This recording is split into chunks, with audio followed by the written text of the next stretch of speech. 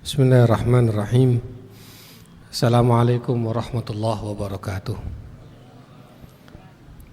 Innal hamdalillah nahmaduhu wa nasta'inuhu wa nastaghfiruh wa na'udzu billahi min syururi anfusina wa sayyiati a'malina. Man yahdihillahu fala mudhillalah wa man yudlil fala hadiyalah. Asyhadu an la ilaha illallah wahdahu la syarikalah wa asyhadu anna Muhammadan abduhu wa rasuluh la nabiyya ba'dah. Allahumma shalli wa sallim wa barik ala sayyidina Muhammad wa ala alihi wa sahbihi ajma'in, amma ba'du.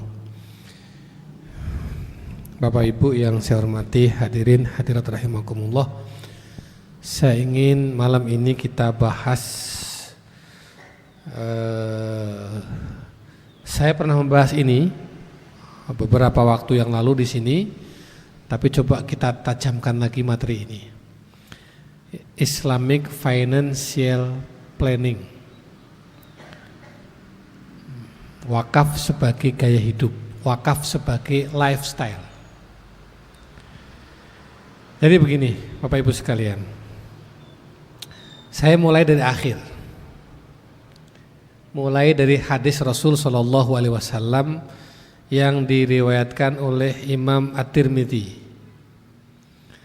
di mana Rasulullah bersabda, la tazulu qadama 'abdin yaumal qiyamah hatta yus'ala an arba', an umrihi fima afnah, wa an jasadihi fima ablah, wa an ilmihi madza amila fih, wa an malihi min aina iktasabahu wa fima anfaqahu. Tidaklah bergerak kedua kaki seorang hamba di hari kiamat kecuali akan ditanya 4 hal. Jadi setiap orang akan ditanya 4 hal yang pokok ini di akhirat. Kata Rasul begitu. Apa 4 hal itu? 1, akan ditanya tentang umurnya, untuk apa dipergunakan. 2, tentang jasmaninya, tentang jasadnya, apa yang telah dia lakukan. Tentang ilmunya, apa yang telah diperbuat dengan ilmunya itu. Dan yang keempat, tentang harta, dari mana dapat, kemana dikeluarkan. Jadi ada 4. Tentang usia, jasmani, ilmu, dan harta. Coba diamati, dari keempat ini hanya harta yang ditanya in outnya. Ilmu kan gak ditanya in outnya, ditanya outnya doang. Artinya ilmu dapat dari mana aja boleh.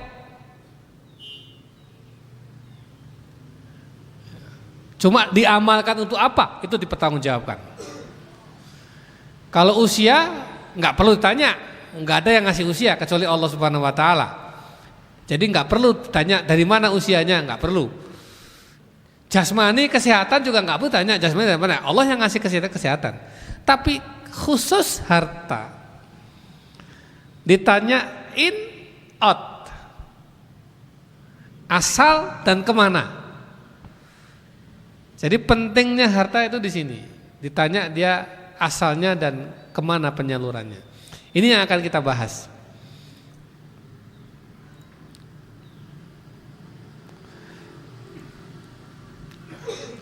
Sebelum saya akan bicara tentang out, harta keluar, saya akan bicara harta masuk dulu. Ya. Mari kita lihat harta masuk.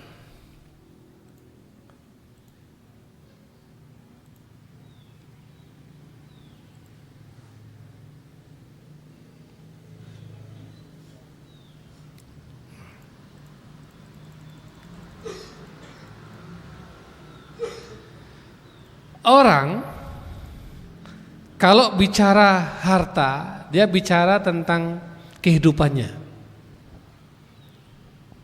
Karena tanpa harta kehidupan menjadi akan tidak atau kurang maksimal maknanya dalam kehidupan pribadinya maupun sosialnya. Harta dalam bentuk yang luas. Mari kita kaji. 1. Al-Baqarah ayat 168.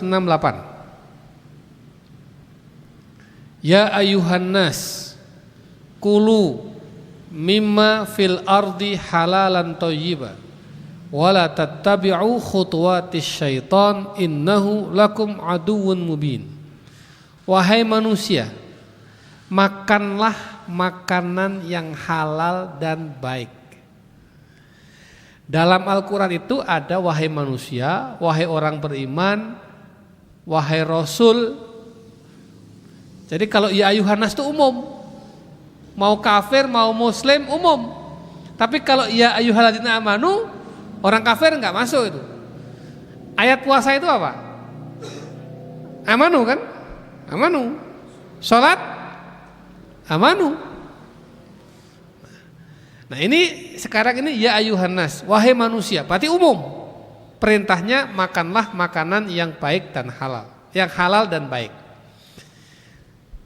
Ayat ini disimpan dulu, ya, karena saya nanti akan kembali ke sini. Mari kita lihat ayat berikutnya. Al-Baqarah 172, selisih 4 ayat. Ya ayyuhalladzina amanu. Tadi yang pertama apa? Ya ayuhan nas. Bedanya jelas kan? Hai orang-orang beriman. Berarti orang kafir masuk enggak? Enggak.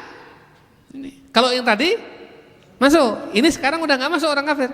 Hai orang-orang beriman, coba perintahnya. Kulu min thayyibati ma razaqnakum. Makanlah makanan yang baik. Loh, kok malah orang beriman kok enggak ada halalnya? Ya kan? Ada nggak halal, kata-kata halalnya? Nggak ada. Nih lebih jelasnya nih.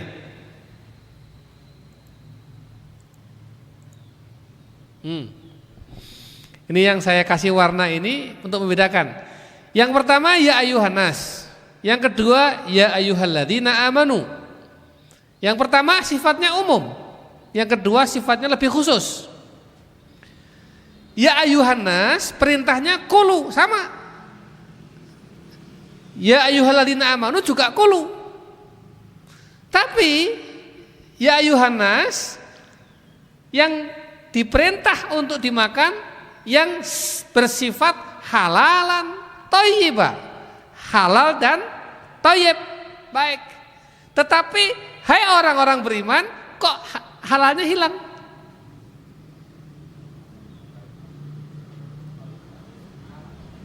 Ini nanti jangan salah memahami. Oh kalau begitu orang beriman boleh makan yang haram, nggak ada perintahnya kok.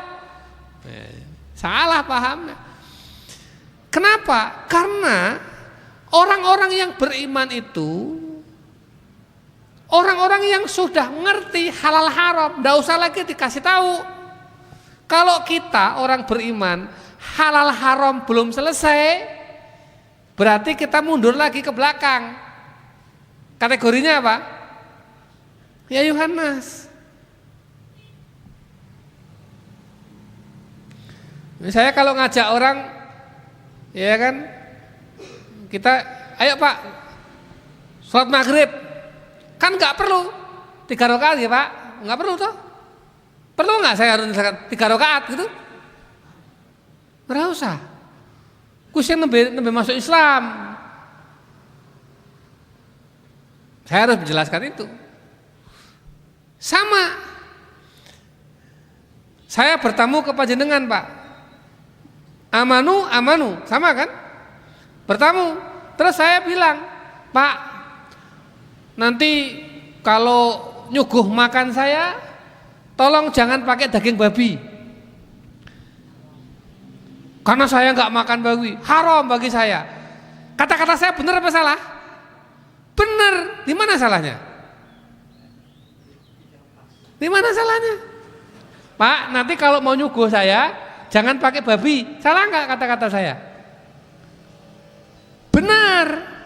Tetapi kalau saya ucapkan kepada beliau nggak tepat. Kenapa? Nggak usah ngomong gitu. Otomatis, ya betul? Kira-kira kalau saya bertamu ke panjenengan semua, amanu semua ini, mukmin semua ini, kira-kira mau kasih saya suguhan yang haram enggak? Enggak kan? Enggak usah diomongin kan? Kenapa? Sudah satu gelombang.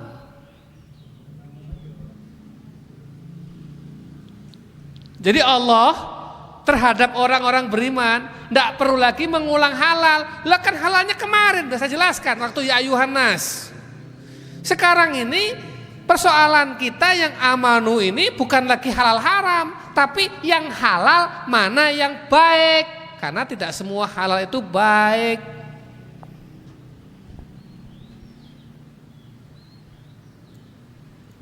Oke. Sama ini. Al-Mu'minun 51, ya ayyuhar rusulu. Kalau ya ayyuhar rusulu lebih khusus lagi, tidak semua ya ayuhan nas amanu, tidak semua amanu rusul, ya kan? Ini amanu semua, tapi apakah rasul? Bukan, ya kan? Bahkan kepada para rasul pun serunya, perintahnya kulu minat thayyibat, nggak lagi disebutkan halal. Karena apa? Sudah selesai bagi para nabi rasul itu bab itu. Nggak mungkin beliau para nabi rasul itu memakan yang haram, nggak mungkin. Jadi kalau kita orang mukmin ini kok masih suka yang haram-haram, itu berarti kelasnya ya ayuhan nas. Kelasnya ya ayuhan nas. Kita ini udah kelasnya kelas ya ayuhan amanu.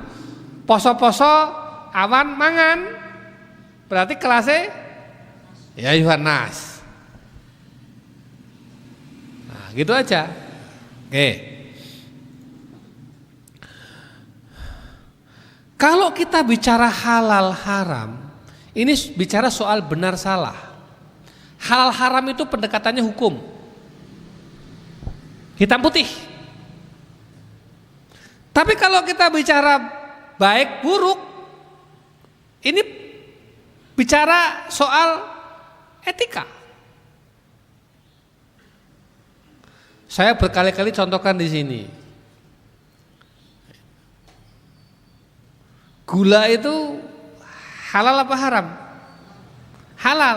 Nah kalau yang punya penyakit diabetes, halal apa haram? Halal, tapi nggak baik gitu loh. Tapi bagi yang nggak punya diabetes, wah baik-baik aja.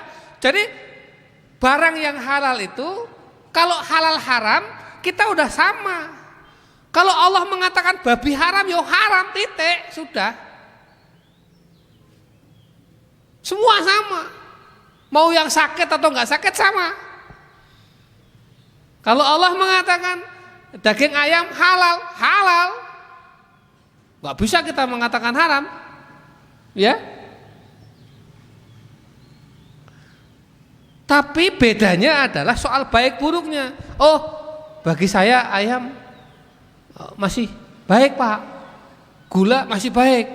Mungkin bagi yang punya diabetes, waduh, ini enggak baik. Halal, ya, tapi enggak. Iya kan? Emping itu juga halal. Tapi bagi yang asam urat, nah kita ini mau, kalau ukurannya halal, yang penting kan halal Pak, ya silakan aja. Tapi belum cukup. Harus ada pertimbangan berikutnya yang disebut dengan thayyib. Jadi orang mukmin itu tugasnya halal, ya. Ini lapis pertama. Yang halal ini diperes lagi, naik lagi, dipilih, diperes yang thayyib.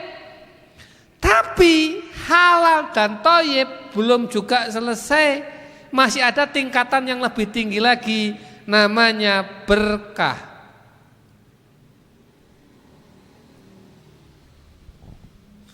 Jadi manusia itu dalam mencari rizki, tadi mencari duit, mencari harta, tadi. Itu ada 3 golongan nih. Ada 3 tingkatan, 3 level. Yang pertama level halalan. Maka jangan sekali-kali memasukkan yang haram. Clear sudah. Supaya kita naik ke tingkatnya dari ya ayyuhan nas menuju ke amanu. Tapi tidak semua yang halal baik. Ini sudah individual. Masing-masing kita berbeda. Sama dengan saya kok jadi petani lebih baik daripada jadi pedagang. Tapi yang satu enggak, saya cocoknya jadi pedagang, bukan petani. Petani, pedagang sama-sama halalnya, cuma kan beda konteksnya. Bagi dia lebih cocok di pedagang, bagi dia di petani, bagi dia di guru, bagi yang lain lagi di pemerintahan, bagi yang lain lagi macam-macam. Semuanya halal, cuma tidak semua halal itu bisa baik untuk seseorang. Nah, disinilah pertimbangan individual dibutuhkan. Makanya setelah halal, peres lagi, cari di mana yang halal itu yang baik untukku. Kalau sudah ketemu yang halal, sudah ketemu yang baik. Jadi kalau makanan itu, ayam halal, opor halal, ada santannya halal, nggak apa-apa. Saya nggak punya kolesterol, diabetes segala macam, berarti halal, thayyib kan? Sudah halal, sudah thayyib, oke, clear. Bagaimana dinaikkan lagi? Ben berkah. Disitulah kita berdoa. Di doa itu bukan untuk supaya yang halal jadi haram, enggak. Apa dumen Arab mangan babi maca Fatihah ping 1000 dadi halal? Tidak. Dan membaca doa itu bukan untuk mengubah jenis. Kalau memang pahit ya pahit, dibacakan bismillah ping 1000 ora bakal manis. Nek arep manis kayak gula. Ini sunatullah berlaku. Tetapi membaca doa itu supaya ada nilai keberkahannya. Nah, keberkahan itu ada di kewenangannya Allah. Jadi kita enggak. Keberkahan itu bagaimana? Suka-suka Allah nanti. Bisa jadi makanan yang halal thayyib berkah tadi menjadi ilmu, menjadi hidayah, menjadi kesehatan, ya, menjadi ilham, menjadi kekuatan, menjadi ide, menjadi macam-macam. Itu serahkan pada Allah. Allah yang akan mengatur dan mengembalikan keberkahan itu kepada kita dalam bentuk yang Allah kehendaki. Berikutnya, halal itu, hal haram itu akibatnya lebih ke akhirat. Makan daging babi ya nggak apa-apa, ya kan? Cuma kata Allah ya nanti awas di akhirat, sunduk, gitu loh. Ya, mau makan uang haram, kan ada orang bilang saya korupsi nggak apa-apa tuh sehat-sehat aja. Kata Allah memang, tapi nanti awas, ya kan? Jadi hal haram itu akibatnya lebih kemana? Akhirat. Tapi kalau thayyib itu akibatnya di dunia. Dikandani Pak, ojo mangan sing iki, pantangan. Tapi kan halal, ojo. Tapi kan halal, maksa bae mlebu rumah sakit. Orang punya diabetes, makanannya gula semua. Dikandani ojo iki ora apik. Tapi kan halal, kenapa kok dilarang yang halal? Ini bukan soal halal haram, ini soalnya baik apa enggak baik. Diterjang saja, akibatnya kemana? Dunia ini kan, repotnya dunia kita kan. Tapi kalau berkah, itu dampaknya dunia dan akhirat.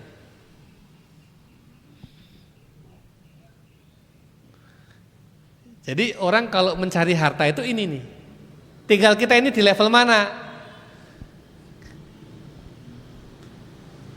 Mestinya kita ini sudah di level mubaharakan. Jadi kalau mencari harta itu jangan semata-mata lihat halal haramnya, itu sudah selesai. Nggak mungkin kita cari yang haram, ya. Tapi juga jangan semata-mata halal tok. Yang halal tuh diperes lagi mana yang halal dan yang thayyib. Ya. Tapi itu juga nggak selesai. Makanya harus ada unsur barokahnya. Bagaimana barokah itu? Berdoa, sertakan Allah dalam setiap pekerjaan. Kemudian nafkah, sedekah. Itu semuanya supaya menaikkan levelnya dari sekedar halal thayyib menjadi berkah. Halal iya, thayyib iya, tapi enggak berbagi. Berkah enggak? Enggak.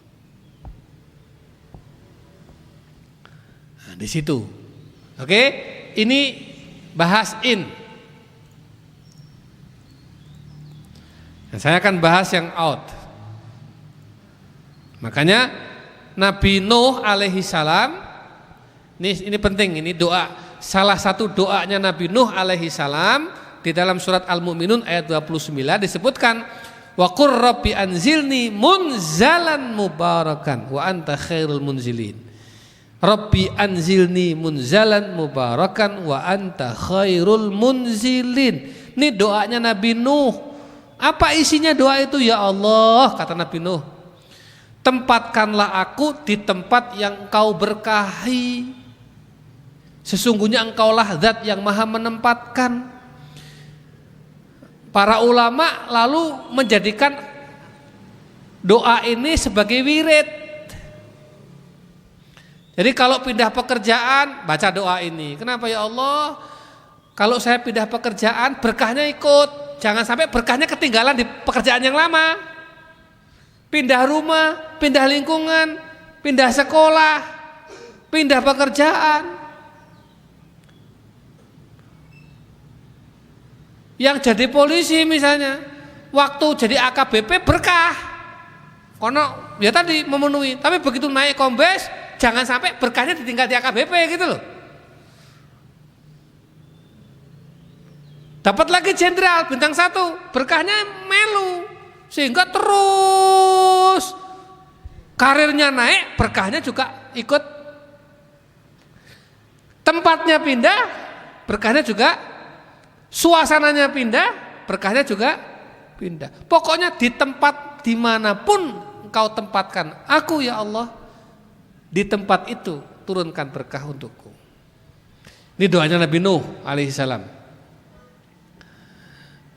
Jadi puncaknya kita inginnya apa? Hidup itu berkah. Bukan sekedar halal, bukan sekedar baik. Ternyata agama menuntun kita, kalau hanya sekedar bener tok urung cukup. Bener apik tok urung cukup.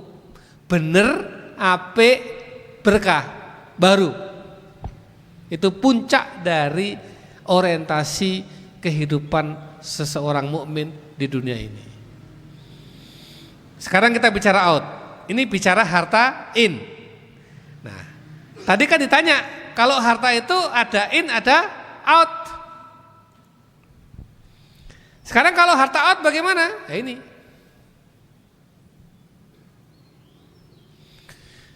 Harta itu kalau kita mau mati, sebelum mati kita punya pilihan. Mau diapakan harta kita? 1, diwariskan atau dihibahkan atau diwakafkan. Salah satu dari tiganya, atau salah 2, atau tiga-tiganya, atau enggak semua. Kalau sampai kita sebelum mati kok enggak semua, maka yang pasti berlaku adalah yang waris. Misalnya nih, tadi in nyari harta udah lengkap, udah numpuk semua, ya kan?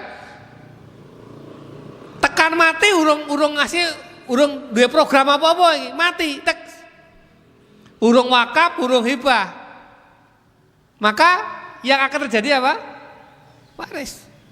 Mau nggak mau. Waris itu hukum yang baru berlaku kalau sudah ada kematian. Nek urung mati nggak ada, nggak berlaku hukum itu. Kalau sholat kan berlakunya ketika masih hidup, puasa masih hidup, zakat masih hidup, ya kan? Haji masih hidup. Tapi kalau waris justru kalau masih hidup belum berlaku. Engko nek wis mati baru berlaku. Nah, yang terjadi adalah begitu orang itu meninggal, kemudian hartanya diwariskan, ahli warisnya ini nggak ngerti hukum waris. Sing ngerti bapake, sing tahu ngaji ke bapake. Tapi bapake wis mati. Kan angel kan? Maka sebetulnya bicara waris itu ketika masih hidup. Dan kalau mau ngaji waris itu sak keluarga dijek. Ini kapan-kapan kalau perlu Pak bikin aja kajian. Tapi wong iki kabeh nggawa bojone, nggawa anake. Percuma. Ini paham pol nanti begitu meninggal sing bakal ngelaksanake sing urung meninggal. Ya kan? Jadi bapaknya ngerti waris, bahkan mungkin bapaknya alim ulama, paham waris, guru waris. Tapi kalau anaknya tidak teredukasi tentang waris, meninggal, siapa yang harus menyelesaikan? Begitu loh. Maka waris itu dibicarakan sak keluarga sebelum kematian itu datang. Dibuat simulasi. Nek aku mati sik, kaya iki skemane. Nek kowe mati sik, kayak gini skemanya. Ini hartanya bapak, ini hartanya ibu, atau ini harta bersama, ini begini skemanya. Ya, begitu ya? Oke, ya. Nah. Kenapa? Karena waris itu, kalau kita bicara waris, itu ada hulu ke hilir. Dari A sampai Z. Yang terjadi di masyarakat selama ini itu, orang kalau bicara waris, yang dibicarakan ujungnya, bagi-bagi duitnya. Padahal waris itu ujung, bagi-bagi itu kan ujung itu. Tapi di awal itu waris itu soal mindset. Waris itu soal ketaatan pada Allah dan Rasul. Loh, ayat tentang waris itu detail loh. Disebutkan 1/6, 1/8, 2/3, ya kan? 1/4, kemudian setengah, itu detail. Ayat sholat gak detail, waris itu detail. Berarti kalau gitu waris itu, hukum waris itu maunya Allah, maunya Rasul. Kalau kita itu meninggal, ahli waris kita gak melaksanakan itu, berarti maksiat, berarti dia melawan hukum Allah dan melawan hukum Rasul. Gimana mau berkah? Makanya di dalam waris ini kita mengenalkan ada konsep atau istilah namanya PSP. Ingat-ingat ya. PSP itu penentuan sebelum pembagian.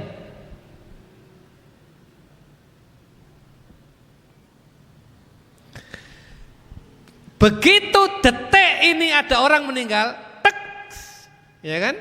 Maka berikutnya adalah jangan dibagi dulu, nanti nomor sekian bagi itu. Tentukan dulu. Nah, menentukan itu banyak. Satu, tentukan dulu siapa yang berhak, siapa yang nggak berhak.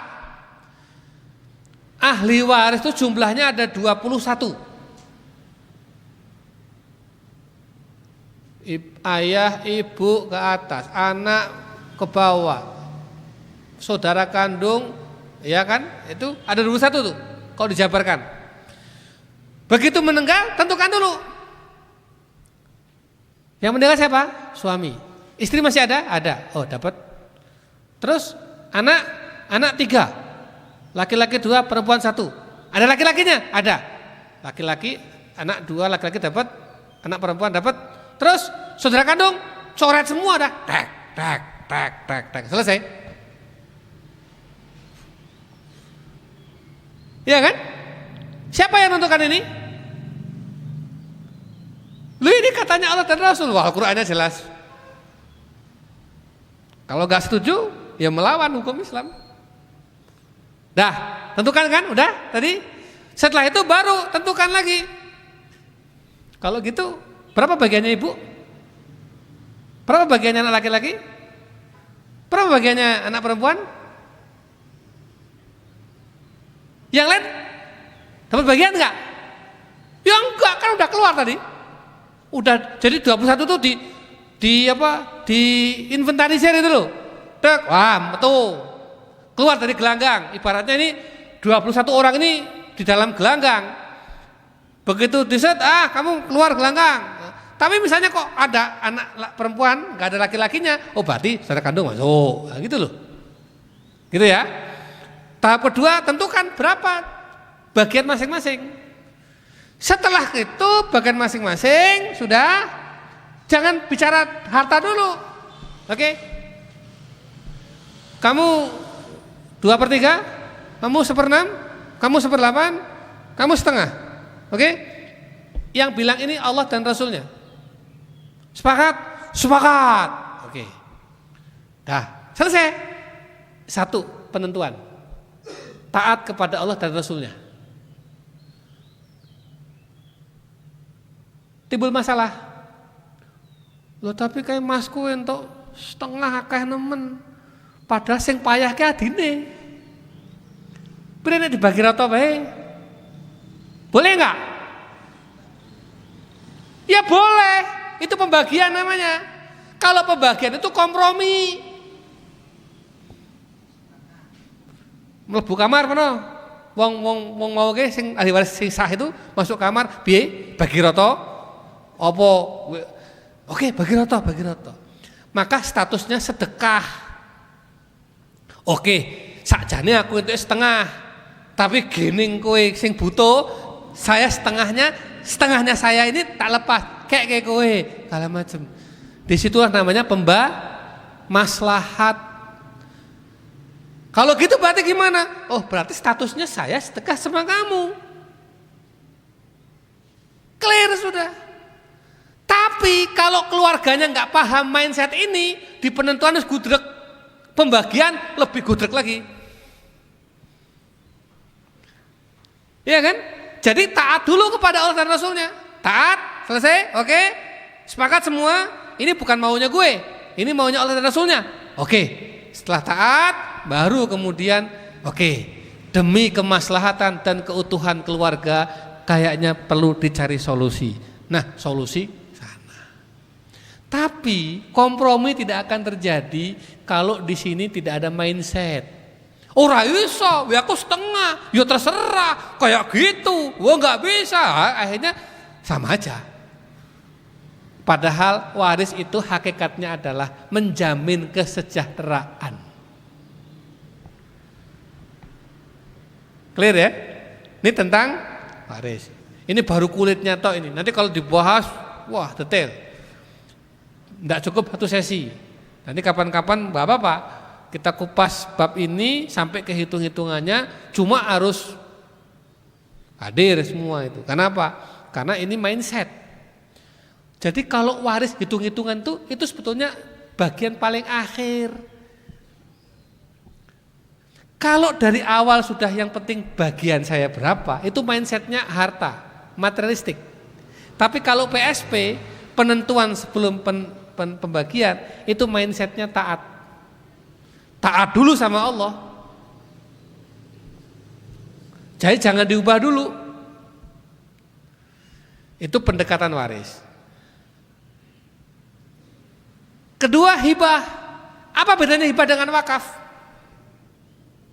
Hibah dengan wakaf itu beda di sifat.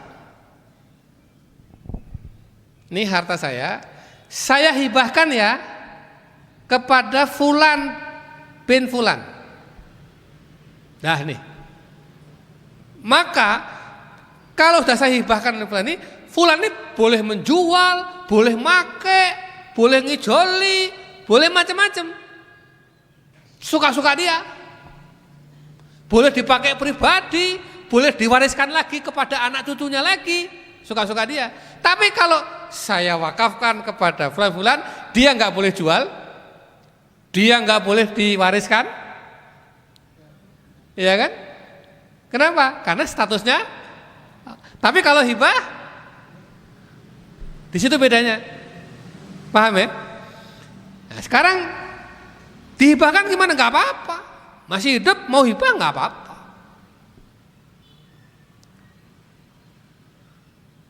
Atau pilihan ketiga, diwakafkan.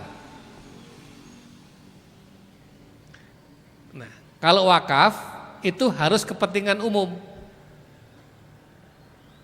Makanya jariahnya terus mengalir.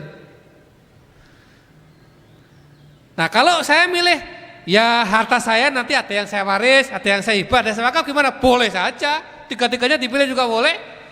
Mau saya wakafkan, saya punya uang 1 miliar, mau saya wakafkan 500, saya hibahkan 200, terus sisa pira, sisa 300 kuwi sing kok bakal tak waris, entuk. Tapi kalau sampai orang yang diwakaf, orang yang dihibah, akhirnya akan diwaris. Di antara semua ini yang nemani kita di kuburan mana?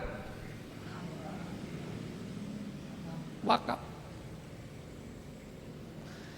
Maka orang tua itu sebelum meninggal harus menanamkan mindset kepada anak-anaknya bahwa orang tua punya kepentingan masa depan. Ini kadang-kadang anak-anaknya nggak paham. Kenapa? Mindsetnya duit, harta, materialistik. Bapak meninggal, ibu meninggal, warisan nih. Dia nggak berpikir nanti kira-kira bapak di kuburan sangunya apa, di akhirat sangunya apa, masa bodoh. Padahal bapaknya ibunya kerja dari muda sampai tua, semua hasilnya itu untuk membesarkan dia, nyekolahkan dia sampai pada tahap seperti ini sekarang ini. Mestinya cukup saya sampai di sini saja Pak. Sekarang harta yang bapak kumpulkan, ibu kumpulkan dari dulu kerja banting tulang untuk besarkan saya udah besar, untuk nyekolahkan saya udah sekolah, cukup sampai di sini, saya tak kerja sendiri. Sekarang silahkan semua itu bawa aja bapak ibu ke kuburan. Nah itu baru top. Tapi sekali lagi ini soal mindset. Iya kan? Baik. Jadi waris, hibah atau wakaf itu pilihan kita 3. Makanya coba lihat hadis kita. Ini hadis yang masyhur sekali. Diriwayatkan oleh Imam Muslim radhiyallahu an Abi Hurairah radhiyallahu an anna Rasulullah sallallahu alaihi wasallam qala idza mata ibnu Adam in qata amaluhu illa min thalath. Ini sudah di mana-mana, di khutbah-khutbah, di ceramah-ceramah, udah hafal semualah. Kalau ada anak cucu Adam yang meninggal dunia, terputuslah semuanya kecuali 3 hal. Coba 3 hal itu, shadaqatin jariyah, au ilmin yuntafa'u bihi, au waladin sholihin yad'u lahu, yaitu sedekah jariyah atau ilmu yang bermanfaat atau anak soleh yang mendoakan. Bapak Ibu perhatikan, kalau anak cucu Adam meninggal terputuslah kecuali 3 hal. Yang disebut pertama apa? Harta. Bukan anak soleh dulu kan? Bukan ilmu dulu kan? Tapi shadaqatin jariyah. Jadi kita ini punya kepentingan dengan harta kita.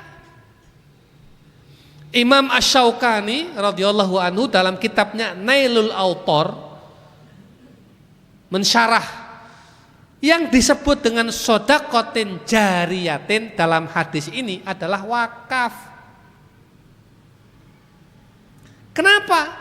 Karena kok shadaqatin kok jariyatin? Sedekah itu kan sudah dapat pahala, tapi kenapa kok harus dikasih lagi penekanan sedekah yang jariyah? Emang sedekah itu enggak jariyah?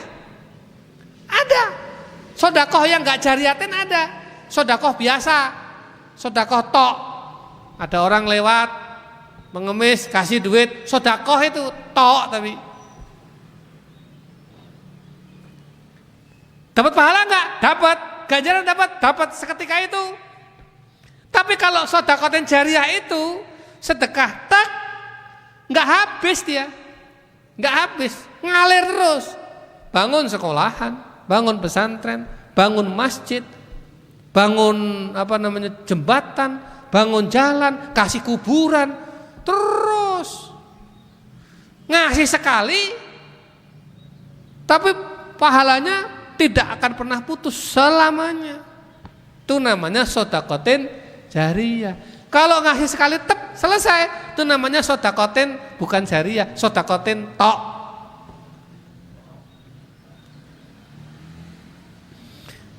Ini Imam Asy-Syaukani dalam kitabnya Nailul Awtar, begitu pemahamannya. Jadi sebetulnya hadis yang selama ini banyak dikutip, yang selama ini kita dengar di mana-mana, yang selama ini diceramahkan, sebetulnya bicara tentang wakaf, bicara tentang masa depan kita di akhirat, di kubur. Maka kalau kita masih hidup, tidak berpikir apa yang bisa kita wakafkan, hadis ini berarti akan menjadi sesuatu yang sia-sia. Lewat kesempatannya, sedekatin jariyatinnya tidak bisa kita laksanakan. Bapak Ibu yang saya hormati, what is the goal? Lalu apa tujuan kita? Nih, saya gambarkan ya. Kan ada kehidupan, ada kematian, ada kehidupan. Ini kan siklus kita. Ini lagi-lagi mindset, cara pandang. Menurut Islam, kematian itu bukan akhir. Kematian itu awal.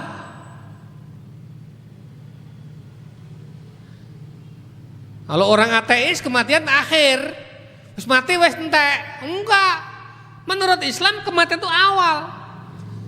Kenapa? Karena setelah kematian itulah status kita itu yang sesungguhnya itu baru setelah kematian. Kalau sekarang itu statusnya itu bisa benar bisa salah. Kayak koyone kok bahagia. Oh belum tentu. Di akhirat sengsara bagaimana? Iya kan? Jadi status kita yang benar, yang hakiki, yang tidak mungkin salah itu di akhirat setelah kematian. Kematian itu pintu yang mengawali segala sesuatunya. Tinggal setelah itu, setelah kematian kita nanti akan mau ashabul yamin, masuk ke surga, khalidina fiha abada, selama-lamanya, tidak pakai timing. Jadi itu tidak punya batas waktu, tidak punya limit. Atau ashabus shimal, golongan kiri, di dalam neraka jahanam, khalidina fiha abada. Di dunia ini kita hidup hanya 60 tahun, 70 tahun, 80 lah. Wis tuwa kuwi. 90 lah, selongko-longko urip 90. Nek ana 100 be 12 saja. Wis tuwa. Ndak lama. Hidup di dunia itu enggak lama. Begitu kematian datang, semuanya menjadi jelas. Kita ini siapa sesungguhnya? Mulia atau hina, selamat atau celaka, bahagia atau sengsara, kanan atau kiri, semua itu baru jelas kalau kita sudah memasuki pintu kematian.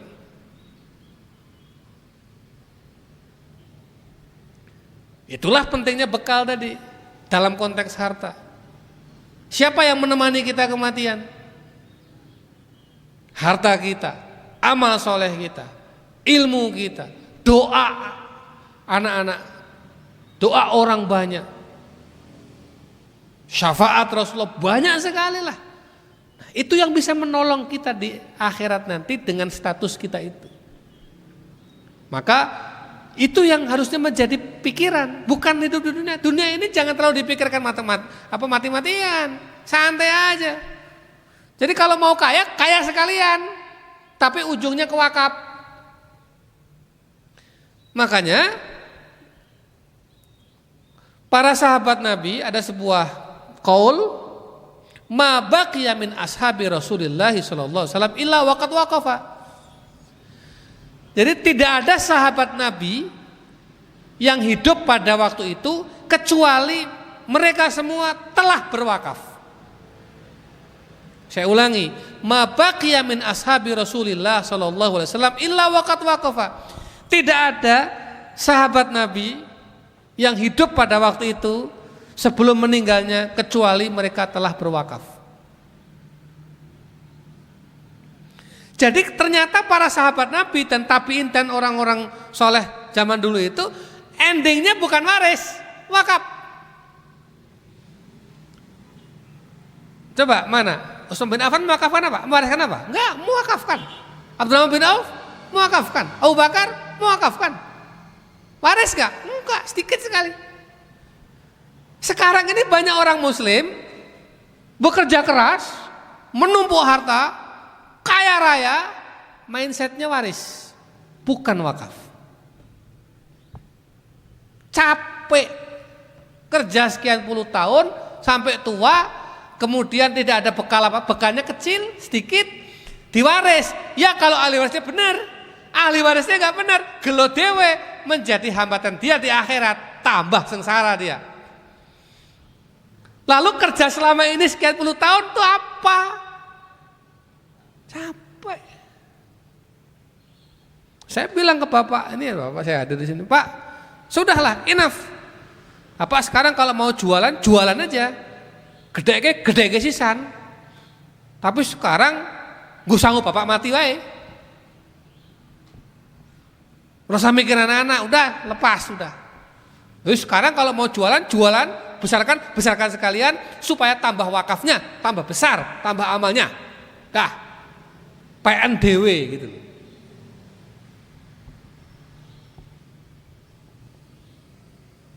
Begitu.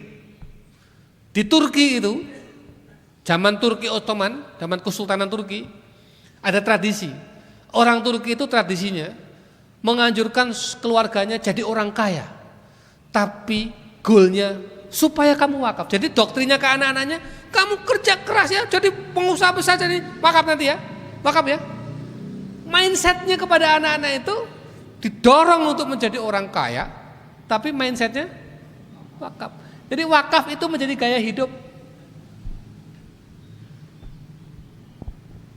Nah sekarang kebalik orang kita.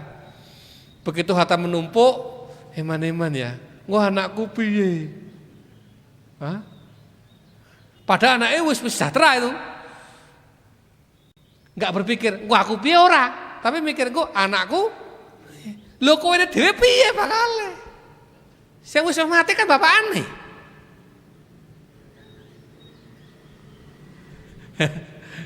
Ya. Nah ini bukan sekedar hitung-hitungan, wah tapi ini mindset. Makanya Islamic Financial Planning. Tapi kan saya pengen anak saya juga sejahtera, kemudian saya juga punya bekal, ya silakan diatur. Sekarang masih hidup, kalau udah meninggal tuh belum tentu. Kalau udah meninggal tuh nanti belum tentu. Sekarang masih hidup. Mau hibah, hibahkan, mau wakaf, wakafkan segera. Sisanya diwaris. Begitu. Kalau tidak semuanya ya sudah waris. Kalau udah waris berarti dia udah nggak punya apa-apa, udah milik ahli waris semuanya. Ya kalau benar, kalau enggak, ya kalau ahli waris mewakafkan, ya kalau enggak, dan seterusnya. Banyak kemungkinan. Sekarang mumpung kita masih kuat, sehat, reorientasi keluarga, kumpulkan semua, ajak bicara.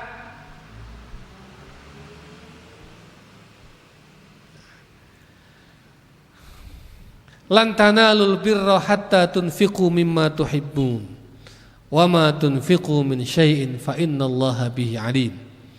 Kamu sekali-kali tidak akan sampai kepada kebajikan yang sempurna sebelum kamu menafkahkan sebagian harta yang kamu cintai.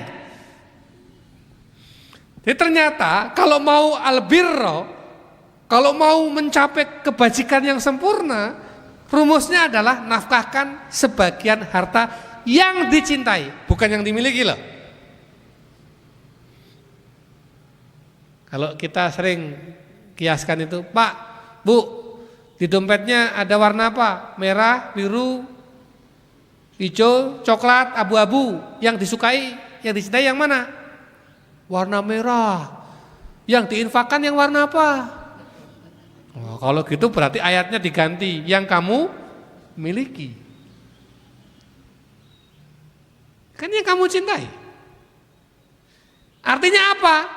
Kalau mau wakaf jangan pakai harta sisa. Wakaf itu agenda, seperti hanya kita membuat agenda hidup kita, agenda beli rumah, agenda beli ini, agenda itu. Iya kan? Itu agenda. Wakaf itu harus jadi agenda. Jangan pakai uang sisa, diprogram.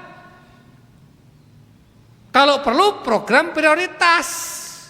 Tek.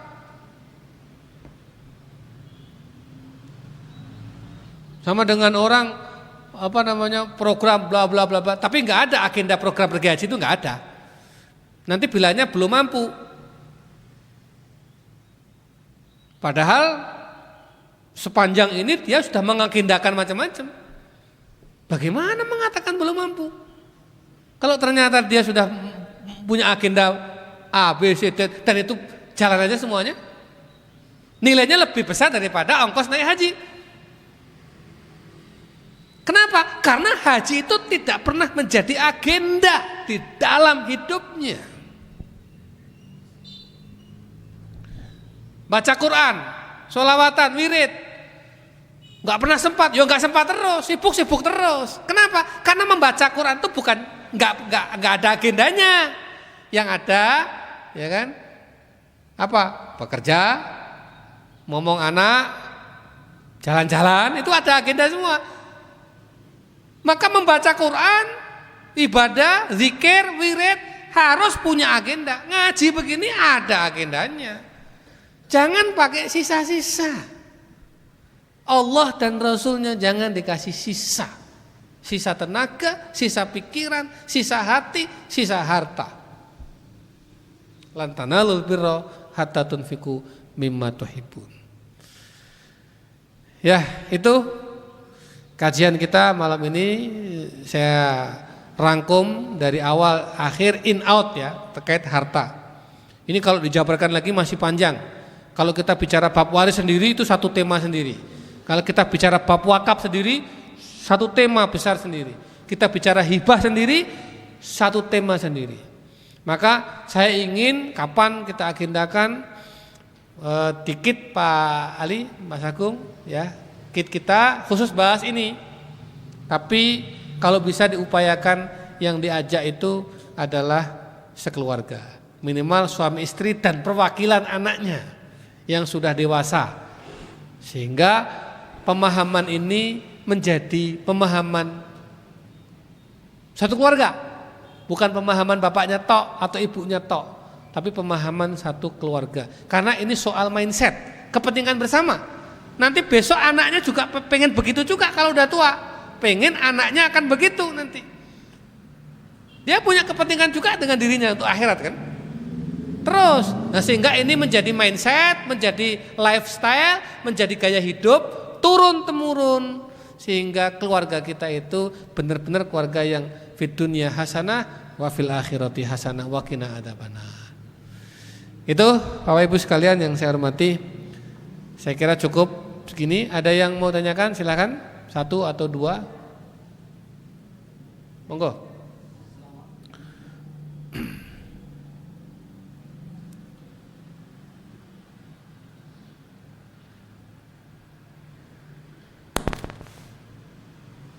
Monggo.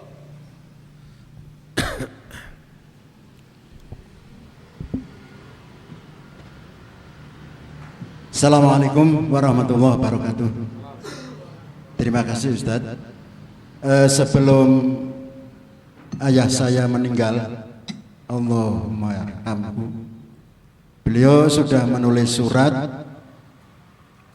Besok kalau saya sudah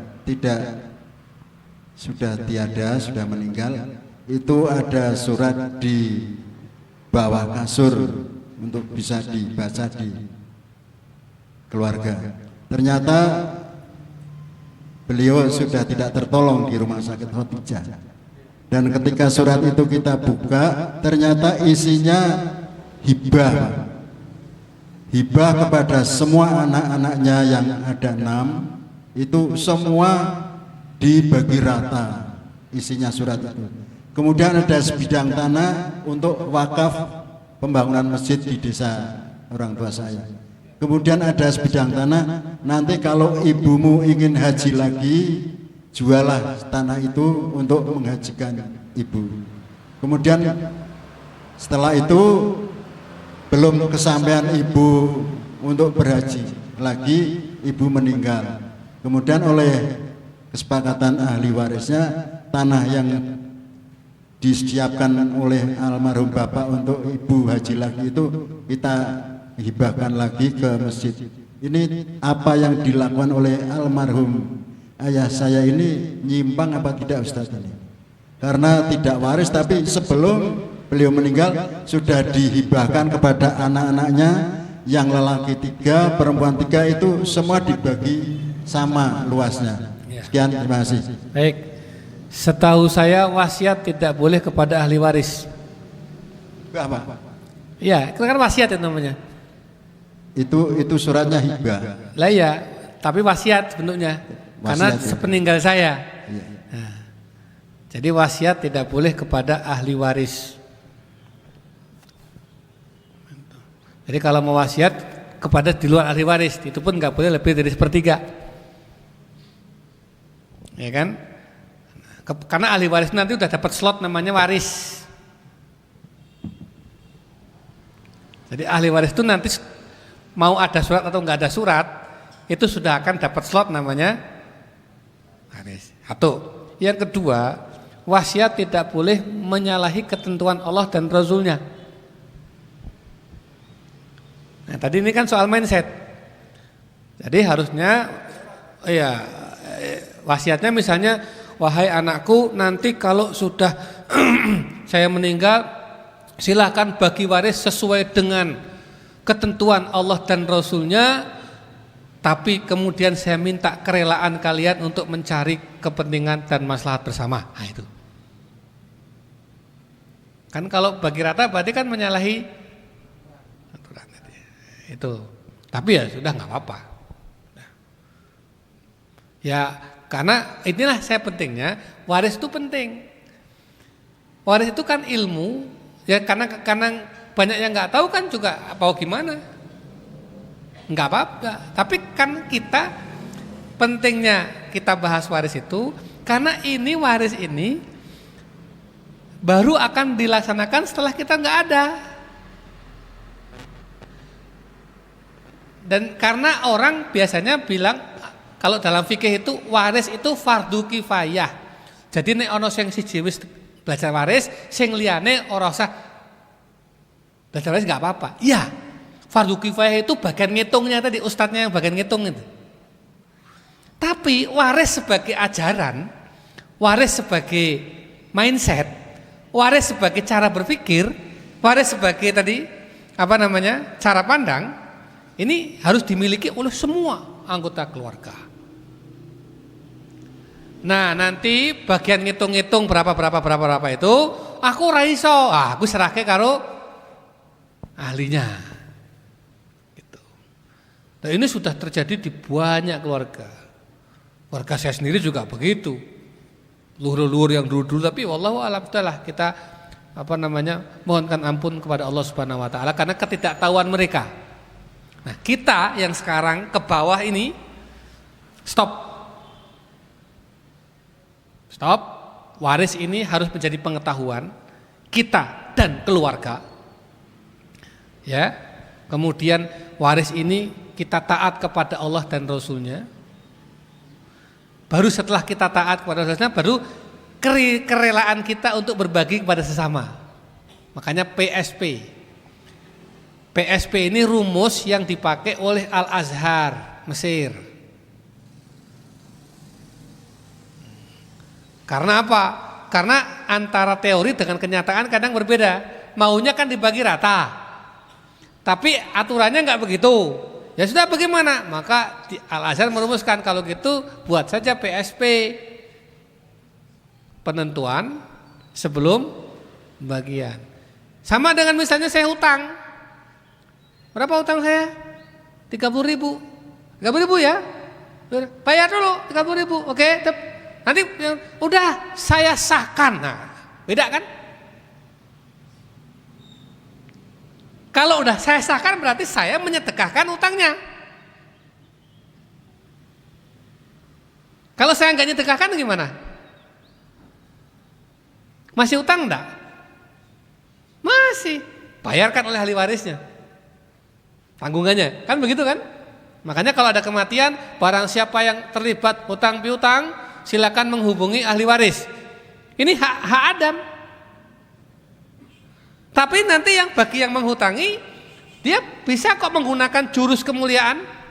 Sudah, saya ikhlaskan. Berarti statusnya dia bersedekah kepada yang hutang itu.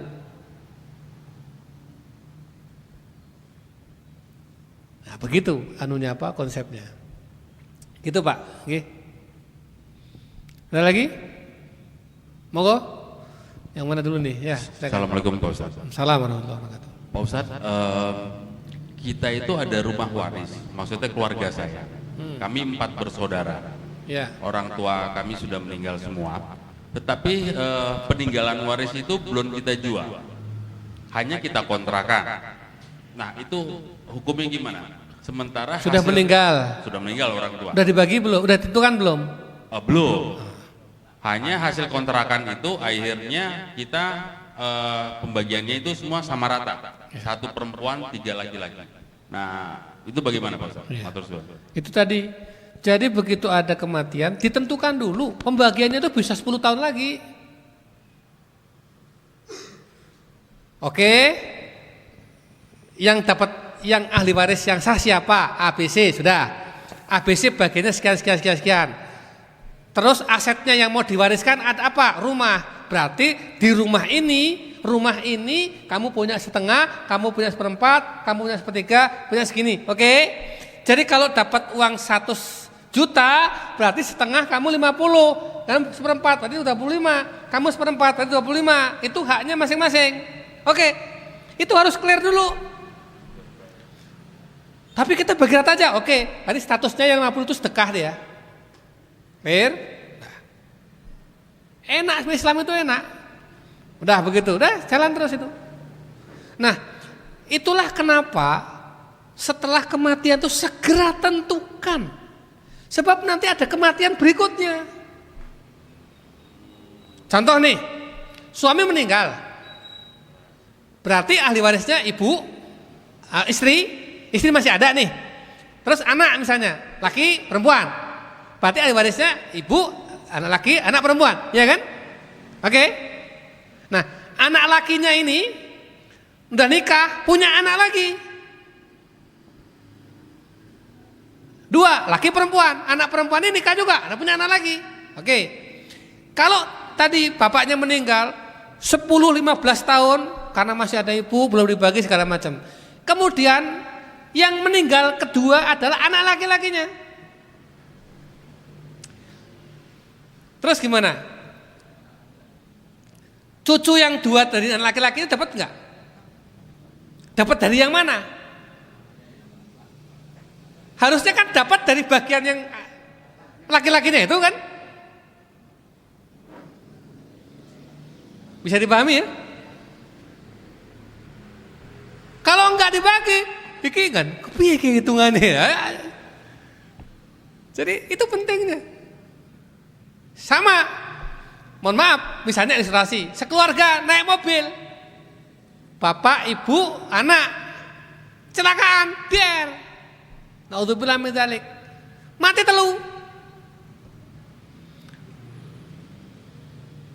Bapaknya meninggal, ibunya meninggal, bapaknya meninggal, 2 anak meninggal, misalnya gitu. Laki-laki perempuan. Ya kan? Padahal anaknya ini punya anak atau cucu di rumah, nggak ikut pergi. Gimana warisnya? Sing isih urip ibune tok, berarti kabeh peninggalannya masih ibu semua? Belum tentu.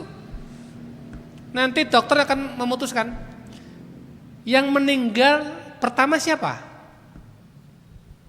Bapaknya, tek, meninggal jam 9.00. Oke. Detik itu juga berarti bapak ini mewariskan. Kemudian sing loro koma 9/4 anak laki-laki meninggal. Berarti nanti bagi warisnya bapak dulu dibagi, anak laki-laki dapat, bagian anak laki bagi, baru nanti bagiannya untuk yang ahli waris yang di rumah yang cucunya nggak ikut itu. Bisa dipahami? Itu kalau kita bicaranya pembagian, itu di ujung, tapi di depan itu mindset tadi. Nah, saya itu, wah, ya mungkin hampir semua dai ustadz lah itu selalu pertanyaan waris itu nggak habis-habis dan 1001 persoalan. Setiap keluarga itu unik semua. Kalau pertanyaan rojab kan sama semua. Pertanyaan poso itu podo, pertanyaan traweh itu dari dulu begitu aja, ya kan? Pertanyaan amalan-amalan itu sama semualah, itu yang diulang-ulang setiap tahun. Tapi pertanyaan waris itu hampir semuanya beda karena kasuistik semua. Ada yang meninggal suaminya, terus kemudian kata istrinya, kata anak-anaknya, mama masih hidup, nggak elok bagi waris. Ya berarti harta bapak ini masuk ke mama semua.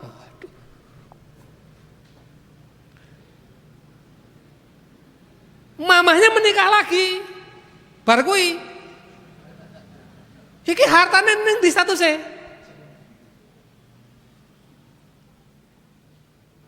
Pernah lagi terjadi, ya. Istrinya yang meninggal, bapaknya nikah lagi. Nikah lagi, istri ini janda. Dia bawa warisan juga dari sana. Sana belum selesai, sini belum selesai. Gabung neng kono, saya menyelesaikan satu waris dengan 2 sayap itu. Sayap dari istrinya, sayap dari suaminya. Di sini sudah beranak pinak, sini anak pinak. Ngerunut tuh.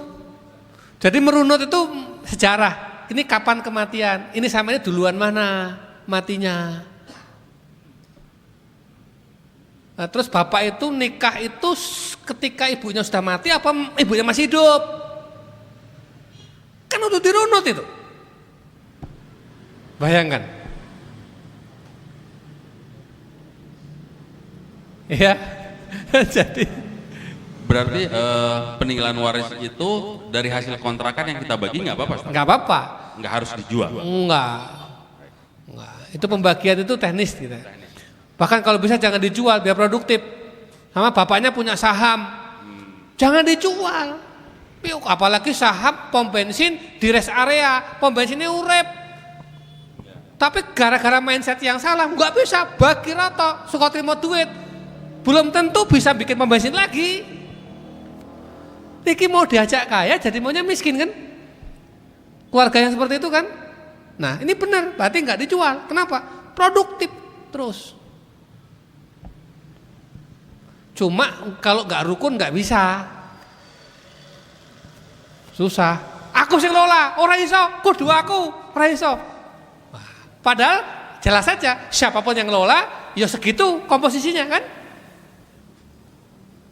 Akhirnya yang terjadi malah rebutan mengelola.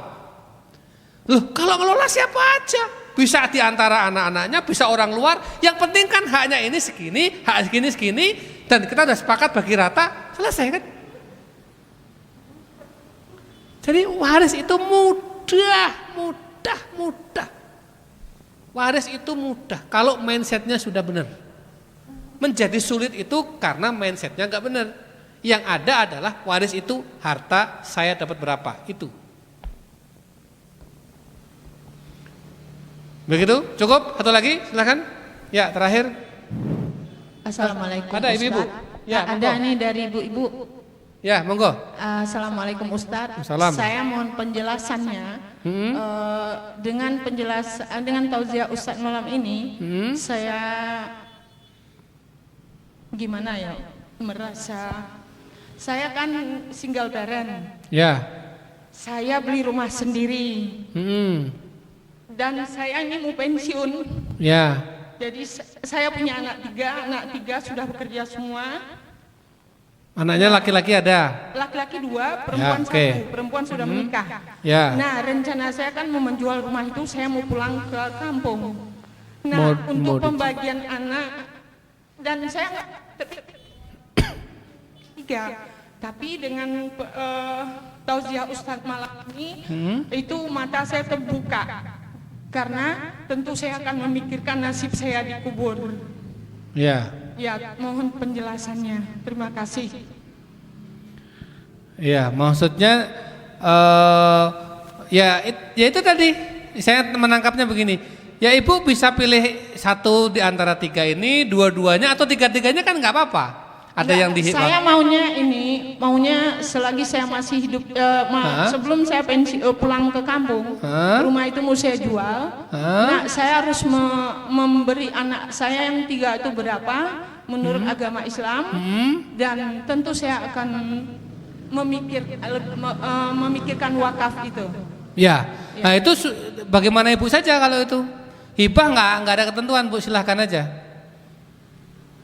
Oh, enggak ada Iya, aturannya berapa persen. Ibu nanti berpikir untuk diri ibu sendiri di sini ya, ini yang saya lingkari ini. Ini berpikir untuk ahli waris. Gitu. Oh iya. Nah, iya. Satu lagi Ustadz. Nggih. Misalnya kalau ini saya melihat dari orang, bukan saya sendiri, kan ada masjid yang sedang terbengkalai. Bukan saya loh, saya menanya itu apa benar apa enggak. Nah, itu dia memberikan uangnya dengan jumlah banyak. Itu termasuk wakaf atau Gimana, Bu?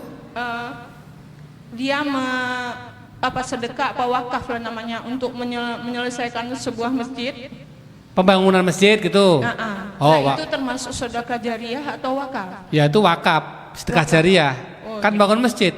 Iya. Masjidnya kan nggak sehari roboh kan? Iya. Iya.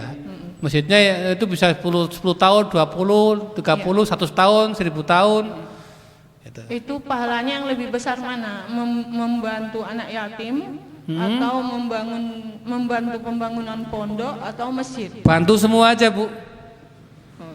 Enggak, Iya. ini saya cuma bertanya. Kalau saya ya enggak bisa melakukan itu, cuma Iya. bertanya biar dapat ilmunya. Terima Iya. kasih Ustaz. Kalau membantu anak yatim pahalanya besar, tapi jangan salah, jangan tanggung. Ya, kalau hanya ngasih makan segala macam itu tanggung. Sekolahkan dia sampai sarjana, sampai jadi orang besar, orang hebat. Itu sampai sana gitu. Oh iya. Ya. Atau bangunkan pantinya, jangan tanggung. Karena kalau tanggung nanti percuma aja. Yatim dikasih makan di panti asuhan, bla bla bla, ujungnya pengangguran juga. Ujungnya nggak produktif. Ilmunya tanggung, ya, keterampilannya tanggung.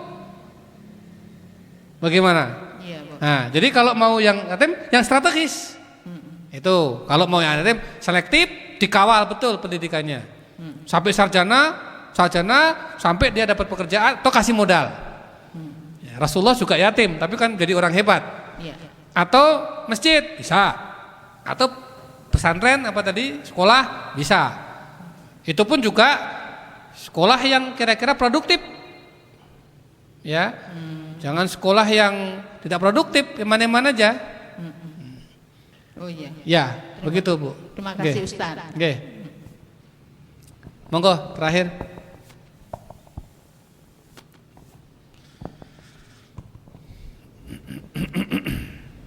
Ini Mas di depan sana.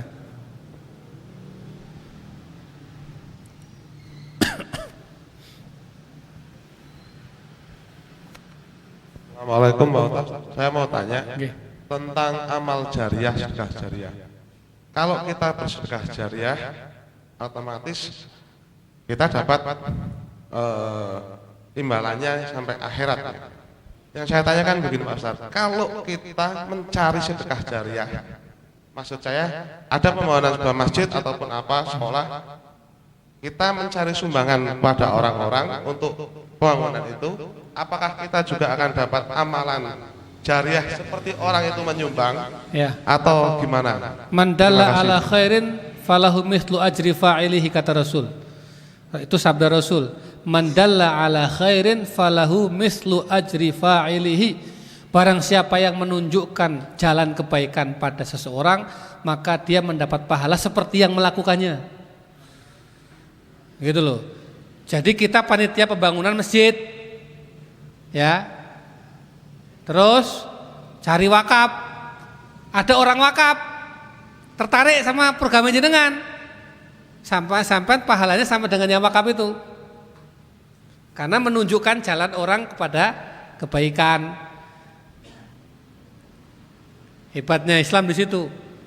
Jadi ternyata kita ini bisa berbuat tidak mesti harus pakai harta, pakai pikiran, pakai tenaga, ya, bahkan dengan cara menunjukkan. Man dalla ala khairin falahu mislu ajri fa'ilihi. Ya. Jadi saya kira itu kajian kita. Ini bab ini itu menarik. Kenapa? Karena bab ini itu populer di masyarakat. Ya, banyak sekali kasus-kasus yang berkaitan dengan ini. Intinya kita harus mulai berpikir untuk diri kita sendiri. Saya, keluarga saya bapak, ibu masih hidup, bapak saya masih hidup, adik-adik saya masih hidup, itu tak kumpulkan. Ada menantu-menantu semua tak kumpulkan. Dah, sekarang bagaimana? Ini kalau bapak meninggal berarti kita punya hak karena kita ada waris. Gimana? Begitu, jelas. Kalau ibu yang meninggal duluan berarti begini, gimana? Bicarakan terbuka. Udah, saya melepas. Kamu lepas enggak? Lepas. Udah, balik gimana? Sudah. Balik gimana dengan bapak? Balik gimana dengan ibu? Wis cukup lah. Sampai segini dididik, disekolahkan, ini enough. Ya kan? Begitu. Maka bapak ini nulis wasiat. Enggak apa, saya buka ini. Rumah yang ditinggali sekarang itu, sepeninggal bapak, rumah ini menjadi wakaf, bukan lagi waris, bukan lagi milik saya dan adik-adik saya. Karena kita udah lepas, udah tak berikan lagi haknya. Bapaknya berpikir lain lagi, lu ngopo nunggu aku mati? Saya kira aku tukok ke rumah Pak Tuku Mas sing cilik-cilik baik, iki aku urip bisa dimanfaatke. Lebih maju ternyata dari pikiran saya. Begitu. Sudah, apa sih? Mau buat apa? Nggak ada. Ya gini-gini aja hidup itu. Saya bilang ke bapak itu mau populer, mau seapa? Nggak cukup waktunya. Nek Arab isik jaluk sugih maneh, mau berapa tahun lagi? Waktunya ora cukup. Loh iya, mau kerja keras, mau jadi orang yang mau kaya, mau seberapa? Saya bilang ini argone wis mentek. Ibaratnya, loh, saya kalau bapak itu terbuka, Pak, mari kita berpikir akhirat, berpikir pasca kematian. Tabu enggak? Enggak. Justru ini yang harus dibicarakan di keluarga. Anak-anak itu mikirkan kematian bapaknya, anak-anak itu mikirkan kematian ibunya, bukan mikirkan bagaimana nanti warisku. Ki bapak nek bar meninggal, ibu meninggal kira-kira ning kuburan piye? Lho nanti kowe ndongake le ya pasti lah dongake, tapi apa donga tok? Gitu loh. Ini cara berpikir. Pak nek donga tak dongake ora kok santri juga akeh kok. Kan gitu kan? Tapi bapak juga kudu sangu dhewe. Ben tumpuk-tumpuk gitu loh. Jadi begitu. Mari kita tutup dengan bacaan alhamdulillah. Al-Fatihah. Bismillahirrahmanirrahim. Ar-Rahmanir-Rahim. Maliki yaumiddin. Iyyaka na'budu wa iyyaka nasta'in. Shiratal mustaqim. Shiratal ladzina an'amta 'alaihim ghairil maghdubi 'alaihim waladdallin. Amin. Bismillahirrahmanirrahim. Alhamdulillahirabbil alamin. Hamdan syakirin, hamdan na'imin. Hamdan yuwafi ni'amahu yukafi'u mazidah. Ya Rabbana lakal hamdu kama yanbaghi li jalali wajhikal karim wa 'azimi sultanik. Allahumma salli ala sayyidina Muhammad wa sallim wa radiyallahu tabaraka an kulli sahabati Rasulillah ajma'in. Allahumma ighfir lana wa li walidina warhamhum kama rabbawna shighara lil muslimina wal muslimat wal mu'minina wal mu'minat al ahya'i minhum wal amwat. Innaka sami'un qaribun mujibud da'awat ya qadiyal hajat. Allahumma inna nas'alukal khaira kullahu ajilahu wa ajilah ma 'alimna minhu wa ma lam na'lam wa na'udzubika minasy syarri kullihi ajilihi wa ajilih ma 'alimna minhu wa ma lam na'lam. Allahumma anfa'na bima 'allamtana wa 'allimna ma yanfa'una warzuqna uluman tanfa'una fid dini wad dunya wal akhirah. Rabbana la tuzigh qulubana ba'da idh hadaitana wa hab lana min ladunka rahmah innaka antal wahhab. Rabbana sharif 'anna as-su'a bima syi'ta wa kaifa syi'ta innaka 'ala ma tasha'u qadir. Rabbana taqabbal minna innaka antas samiul 'alim wa tub 'alaina innaka antat tawwabur rahim.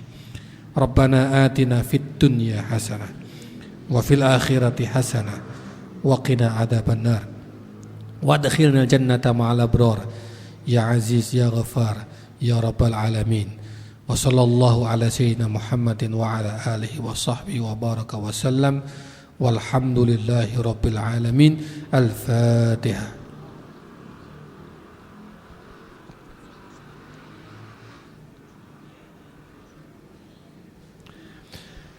Mas Agung, Pak Ali, saya tadi berpikir ini di antara ini kalau mau kajian lanjutan, bagaimana menggabungkan tiga ini, ya, cari waktu, tapi kursus saja kursus sifatnya, kursus karena saya mau bawa skema-skema di dalam itu ruangan, nggak usah semua yang berkepentingan aja. Jadi bagaimana kita bisa wakaf, bisa hibah atau bisa waris tetapi sesuai dengan syariat dan keluarga terjamin, wakafnya mengalir. Itu nanti butuh waktu kira-kira 2 jam. Saya akan buatkan skema. Nah, skema itu silakan diambil, diterapkan di keluarga masing-masing. Gitu, ya. Baik, nanti cari waktulah Mas Agung nih. Assalamualaikum warahmatullahi wabarakatuh.